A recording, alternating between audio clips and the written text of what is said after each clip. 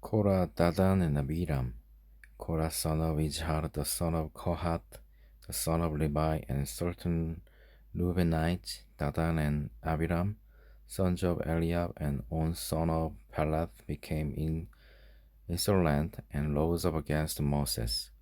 With them were 250 Israelite men, well-known community leaders who had been appointed members of the council. They came as a group to oppose Moses and Aaron and said to them, "You have gone too far. The whole community is holy, every one of them, and the world is with them. Why then do you set yourselves above the Lord's assembly?" When Moses heard this, he fell face down. Then he said to Korah and all his followers, "In the morning the Lord will show who belongs to him and who is holy, and he will have that person come near him. The man he chooses he will cause to come near him. You, Korah, and all your followers are to do this. Take censers and tomorrow put burning coals and incense in them before the Lord. The man the Lord chooses will be the one who is holy. You Levites have gone too far."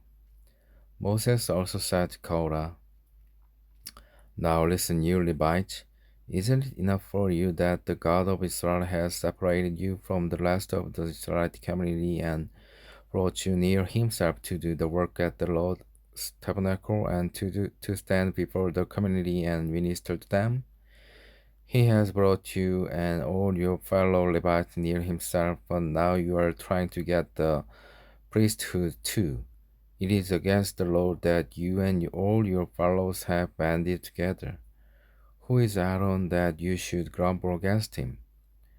Then Moses summoned Dadan and Abiram, the sons of Eliab, but they said, "We will not come. Isn't it enough that you have brought us up out of a land flowing with milk and honey to kill us in the wilderness? And now you also want to lord it over us. Moreover, you haven't brought us into a land flowing with milk and honey or given us an inheritance of fields and vineyards.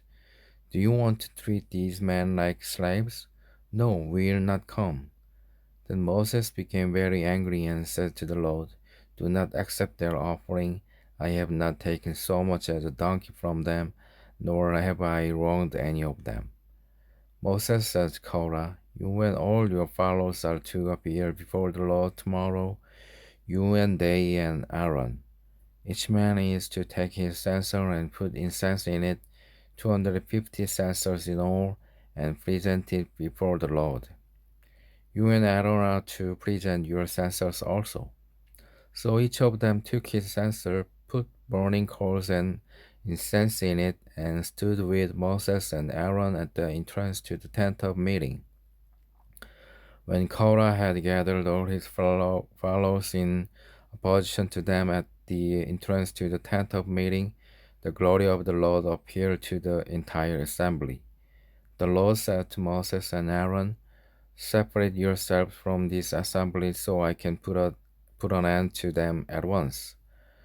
But Moses and Aaron fell face down and cried out, "O God, the God who gives breath to all living things, will you be angry with the entire assembly when only one man sins?"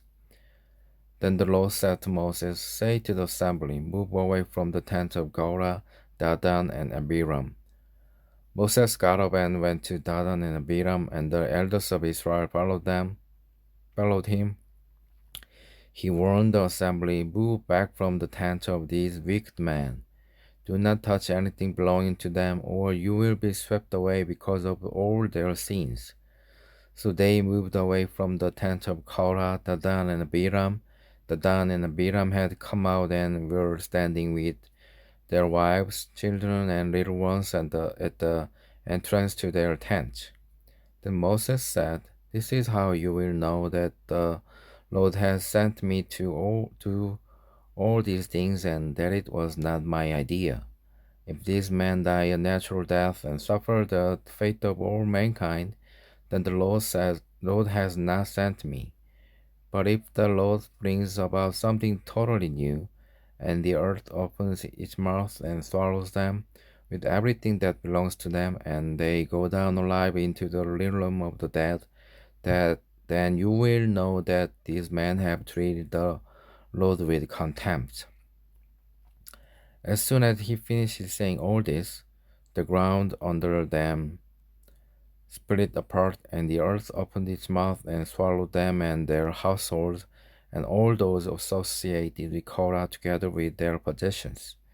They went down alive into the realm of the dead with everything they owned. The earth closed over them, and they perished and they were gone from the community. At their cries, all the Israelites around them fled, shouting, "The earth is going to swallow us too." And fire came up from the Lord and consumed the 250 men who were offering the incense. The Lord said to Moses, "Tell Eleazar son of Aaron, the priest, to remove the censers from the charred remains and scatter the coals some distance away, for the censers are holy, the censers of the man who sins at the cost of their lips. Hammer the censers into sheets to operate the altar, for they were present before the Lord and have become holy. Let them be a sign to the Israelites." So Eleazar the priest collected the bronze censers brought by those who had been burned to death, and he had them hammered out to operate the altar, as the Lord directed him through Moses. This was to remind the Israelites that no one except the descendant of Aaron should come to burn incense before the Lord, or he would become like Korah and his followers. The next day, the whole Israelite community grumbled against Moses and Aaron. "You have killed the Lord's people," they said. But when the assembly gathered in opposition to Moses and Aaron and turned toward the tent of meeting, suddenly the cloud covered it, and the glory of the Lord appeared. Then Moses and Aaron went to the front of the tent of meeting, and the Lord said to Moses, "Get away from this assembly, so I can put an end to them at once." And they fell face down.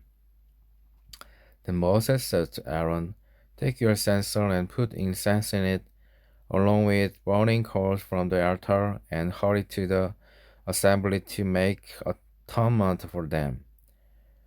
Our wrath has come out from the Lord, the plague has started." So Aaron did as Moses said, and ran into the midst of the assembly. The plague had already started among the people, but Aaron offered the incense and made atonement for them. He stood between the living and the dead, and the plague stopped it. But 14,700 people died from the plague, in addition to those who had died because of Korah. Then Aaron returned to Moses at the entrance to the tent of meeting, for the plague had stopped. The burning of Aaron's staff. The Lord said to Moses, "Speak to the Israelites and get 12 staffs from them, one from the leader of each of their ancestral tribes. Write the name of each man of his staff. On the staff of Levi, write Aaron's name, for there must be one staff for the head of each ancestral tribe. Place them in the tent of meeting in front of the ark of the covenant law, where I meet with you. The staff belonging to the man I choose will sprout, and I will rid myself of this constant grumbling against you by the Israelites." So Moses spoke to the Israelites, and their leaders gave him 12 staff, one for the leader of each of their ancestral tribes, and Aaron's staff was among them. Moses placed the steps before the Lord in the tent of the covenant law. The next day Moses entered the tent and saw that Aaron's staff, which represented the tribe of Levi, had not only sprouted but had budded, blossomed, and produced almonds. Then Moses brought out all the staff from the Lord's presence to all the Israelites. They looked at them, and each of the leaders took his own staff. The Lord said to Moses, "Put back Aaron's staff in front of the ark of the covenant law. to be kept as a sign to the rebellious. This will put an end to their grumbling against me, so that they will not die. Moses did just as the Lord commanded him. The Israelites said to Moses, "We will die, we are lost, we are all lost. Anyone who even comes near the tabernacle of the Lord will die. Are we all going to die?" Duties of priest and Levite. The Lord said to Aaron, "You, your sons, and your family are to bear the responsibility for offenses connected with the sanctuary, and you and your sons alone are to bear the responsibility for offenses connected with the priesthood. Bring your fellow Levites from your ancestral tribe to join you and assist you when you and your sons minister before the tent of the covenant law. They are to be responsible to you, and you are to perform all the duties of the tent, but they must not go near the furnishings of the sanctuary or the altar. Otherwise, both they and you will die. They are to join you and be responsible for the care of the tent of meeting or the work at the tent, and no one else may come near where you are. You are to be responsible for the care of the sanctuary and the altar, so that my wrath will not fall on the Israelites again. I myself have selected your fellow Levites from among the Israelites as a gift to you. Dedicate to the Lord to do the work at the tent of meeting, but only you and your sons may serve as priests in connection with everything at the altar and inside the curtain. I am giving you the service of the priesthood as a gift. Anyone else who comes near the sanctuary is to be put to death. Offerings for priests and Levites. Then the Lord said to Aaron, I myself have put you in charge of the offering presented to me. All the holy offering the Israelites give me, I give to you and your sons, and it's your portion, your perpetual share. You are to have the part of the most holy offerings that is kept from the fire.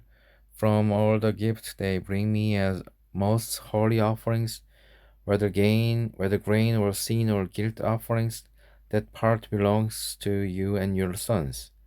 Eat it as something most holy. Every male shall eat it. You must regard it as holy. This also is yours. Whatever is set aside from the gift of all the wave offerings of the Israelites, I give this to you and your sons and daughters as your perpetual share. Everyone in your household who is ceremonially clean may eat it. I give you all the finest olive oil and all the finest new wine and grain they give the Lord as the first fruits of their harvest. All the land first fruits that they bring to the Lord will be yours. Everyone in your household who is ceremonially clean may eat it. Everything in Israel that is devoted to the Lord is yours. The first offspring of every womb, both human and animal, that is offered to the Lord is yours. But you must redeem every firstborn son and every firstborn male of unclean animals. When they are a month old, you must redeem them at the redemption price set at 5 shekels of silver, according to the sanctuary shekel, which weighs 20 gerahs. But you must not redeem the firstborn of a cow, a sheep, or a goat. They are holy. Splash their blood against the altar and burn their fat as a food offering, an aroma pleasing to the Lord. Their meat is to be yours, just as the breast of the wave offering and the right thighs are yours. Whatever is set aside from the holy offering the Israelites present to the Lord, I give to you and your sons and daughters as your perpetual share. It is an everlasting covenant of salt before the Lord for both you and your offspring. The Lord said to Aaron, You will have no inheritance in their land, nor will you have any share among them. I am your share, your inheritance among the Israelites. I give to the Levites all the cities in Israel as their inheritance in return for the work they do while serving at the tent of meeting. From now on, the Israelite must not go near the tent of meeting, or they will bear the consequences of their sin and will die. It is the Levites who are to do the work at the tent of meeting and bear the responsibility for any offense they coming against it. This is a lasting ordinance for the generation to come. They will receive no inheritance among the Israelites. Instead, I give to the Levites as their inheritance the deities that the Israelite present as an offering to the Lord. That is why I said concerning them, they will have no inheritance among the Israelites. The Lord said to Moses, speak to the Levites and say to them, when you receive from the Israelite the deities I give you as your inheritance, you must present the tenth of that deity as the Lord's offering. Your offerings will be reckoned to you as grain from the threshing floor or juice from the winepress. Is this in this way you also will present an offering to the Lord from all the deities you receive from the Israelites? From these deities you must give the Lord's portion to Aaron the priest. You must present as the Lord's portion the best and holiest part of everything given to you. Say to the Levites, when you present the best part, it will be reckoned to you as a product of the threshing floor or the winepress.